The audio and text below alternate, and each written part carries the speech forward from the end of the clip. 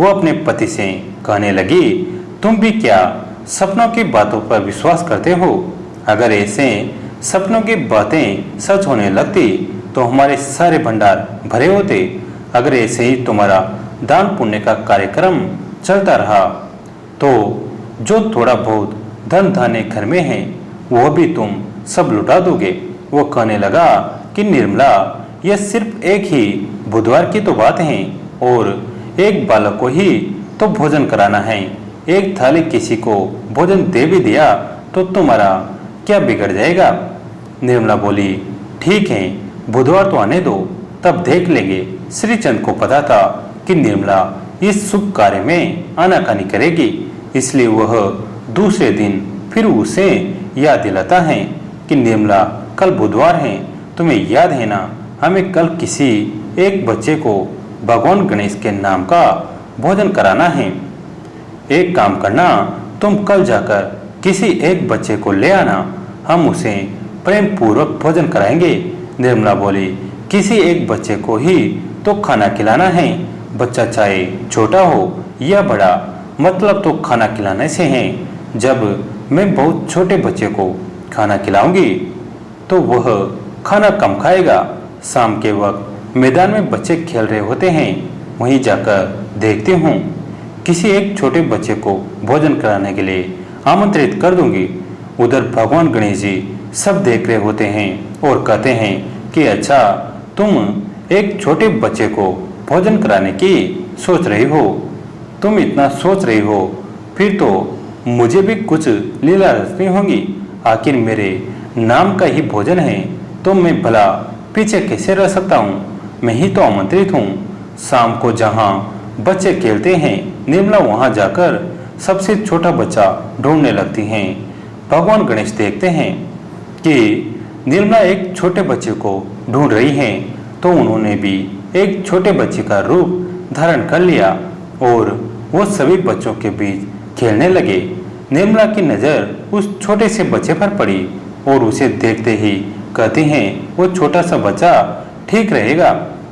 वह उस छोटे से बच्चे से कहती हैं, बेटा, क्या तुम कल मेरे घर खाना खाने आ सकते हो? मैं तुम्हें भोजन के लिए आमंत्रित करती हूँ। यहीं पास में मेरा घर है, तुम अपने घर पर पहुँच कर आ जाना। छोटा बच्चा बोला, ठीक है माँ जी। निर्मला बोली, चलो अच्छा है, जो मुझे छोटा बच्चा मिल गया वो थोड़ा सा भोजन ही खाएगा और मेरा काम आसान हो जाएगा। अगले दिन जब भगवान गणेश छोटा सा बच्चा बनकर निर्मला के घर गए तो निर्मला ने उनके सामने 2 पूरी, थोड़ा सा हलवा, थोड़ी सी सब्जी और थोड़ी सी खीर भोजन करने के लिए रख दी। गणेश जी ने तो फटाफट उस भोजन को खा लिया और कहा, माँ जी, भोजन तो बहुत ही स्वादिष्ट बना है, अभी और भोजन खाने की इच्छा है, ऐसा लग रहा है मैं तो अभी भूखा ही हूँ। तब श्रीचंद ने कहा, निर्मला, रसोई में जाकर और भोजन ले आओ, लगता है इस बच्चे को भोजन बहुत ही स्वादिष्ट लगा है। छोटे बच्चे तो भगवान का रूप होते हैं। हमारे घर में इस बालक को हमारे द्वारा परोसा गया भोजन पसंद आया है, यह हमारे लिए बहुत ही प्रसन्नता की बात है। निर्मला बोली, अच्छा कोई बात नहीं बेटा, तुम तब तक ये खीर खाओ, मैं और भोजन लाती हूँ। निर्मला बालक के सामने भोजन परोसती जाती हैं और भगवान गणेश बालक रूप में भोजन को फटाफट खत्म करते जाते हैं। थोड़ी देर बाद बालक ने कहा, माँ, मैं अभी भी भूखा हूँ, मुझे और भोजन चाहिए। निर्मला कुछ भी समझ नहीं पा रही थी। जितना भी भोजन निर्मला ने बनाया था गणेश जी सभी खा जाते हैं और फिर बोलते हैं, माँ, मैं तो अभी भी भूखा हूँ। निर्मला को गुस्सा आ जाता है। वह बोलते हैं, अब तुझे क्या दूँ, जितना भी खाना मैंने बनाया था सब ले आई हूँ, तू तो सारा खाना खाता ही जा रहा है। तब श्रीचंद ने कहा, मुझे यह चमत्कारिक बालक दिखाई पड़ता है, फिर भी अतिथि को भगवान का रूप होते हैं, हमें इस बालक की बात को मानना ही होगा। यह जैसा कहता है हमें वैसा ही करना होगा। बालक कहता है, माँ, अभी तुम्हारे घर में भोजन खत्म नहीं हुआ है, भंडार घर में मूंग दाल और चावल रखे हैं, घर में दही रखा है, वह सब भी ले आओ। निर्मला सोचती हैं, इस बालक को कैसे पता कि हमारे घर में क्या क्या रखा है। कुछ समझ नहीं आ रहा। मुझे तो सच में इस बालक पर बहुत गुस्सा आ रहा है। सब कुछ तो इसके आगे रख दिया है, ये तो सब खाता ही जा रहा है। तब श्रीचंद ने कहा कि घर में जो दालें और आटे रखे हैं वो भी ले आओ। निर्मला वो सभी ले आती हैं। भगवान गणेश दाल और आटा भी खा जाते हैं। तब भगवान गणेश बोलते हैं, जो सामने गेहूं की बोरी रखी है वो भी ले आओ।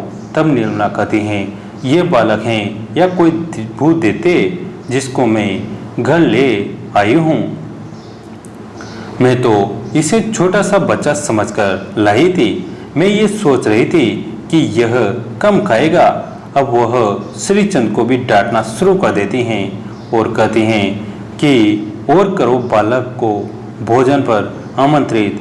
तब श्रीचंद बोला, प्रभु मैं जान गया हूँ कि आप इस छोटे से बालक के रूप में निर्मला को संदेश देना चाहते हैं, पर निर्मला सचमुच घबरा रही हैं।